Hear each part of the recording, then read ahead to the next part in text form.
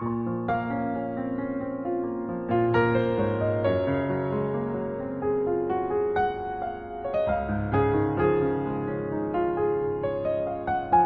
Nemačkoj posetila sam Vukovu zadužbinu i imala čast i zadovoljstvo da razgovaram sa profesorom Boškom Suvajđićem, predsjednikom upravnog odbora Vukove zadužbine i uvaženim slavistom.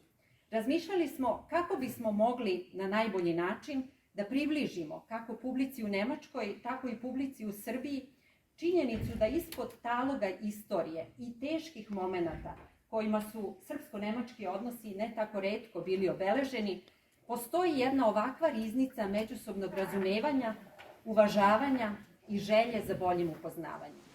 Heute ist deswegen ein wichtiger Tag für die serbische Kultur und für die serbisch-deutschen Beziehungen. Mit der Eröffnung der Ausstellung Vuk Karadžić und die Deutschen bezeugen wir die lange Tradition im Bereich Kultur und Bildung in den Beziehungen zwischen Serbien und Deutschland, die durch zentrale Persönlichkeiten unserer beiden Kulturen verkörpert werden. Probat ću da vas provedem kroz izložbu.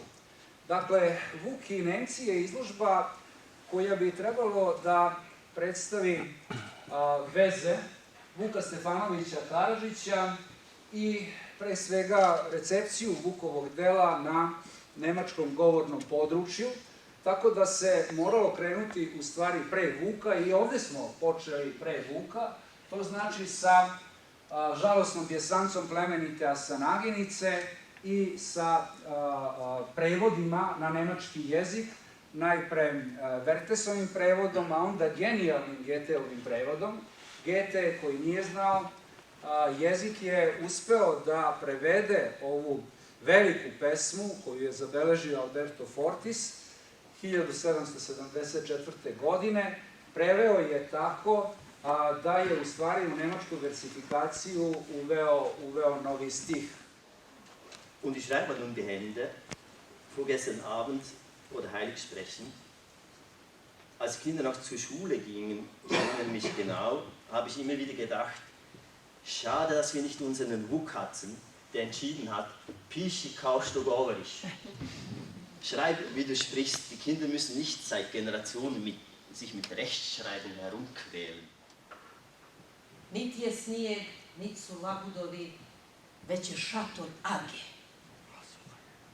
Hasan Age.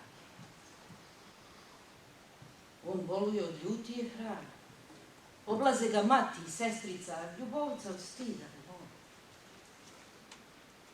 Kad li mu je ranam bolje bilo, on poruči vjerno i ljubi svojoj, ne čekaj me.